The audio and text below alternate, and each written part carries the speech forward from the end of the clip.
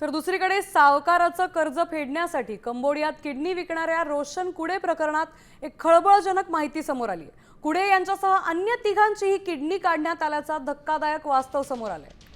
मानवी अवयव तस्करीचं जाळं देशभरात पसरल्याचं स्पष्ट झालंय। या आंतरराष्ट्रीय रॅकेटचा पर्दाफाश करण्यासाठी SITची स्थापना करण्यात आली आहे। किडनी काढण्यासाठी 5 जण कंबोडियाला निघाले होते, मात्र नाशिकचा एक युवक कोलकाता विमानतळावरून पळून आल्यानं तो वाचलाय।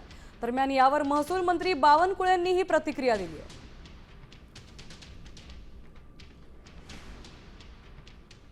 प्रचंड गंभीर बाब आहे। शेतकऱ्यांच्या जीवाशी खेळण्याचा हा प्रकार आहे। यावर माननीय मुख्यमंत्री देवेंद्र फडणवीसजींनी SIT आणि त्या ठिकाणी गंभीर दखल घेतली आहे। सावकारांना पकडली आहे। जे सावकार कर्जबाजारी सावकारांनी हे षडयंत्र केलं त्यांनाही पकडलं आहे। पुढच्या काळामध्ये अजून कडक कारवाई होईल आणि प्रचंड त्या ठिकाणी मजबूतीने आम्ही या ठिकाणी गुन्हे दाखल करू आणि नंतर मात्र जे जे या गुन्ह्यामागे असतील त्या सर्वांना कुणाला सोडलं जाणार नाही अशा सूचना माननीय मुख्यमंत्र्यांनी दिल्या आहेत।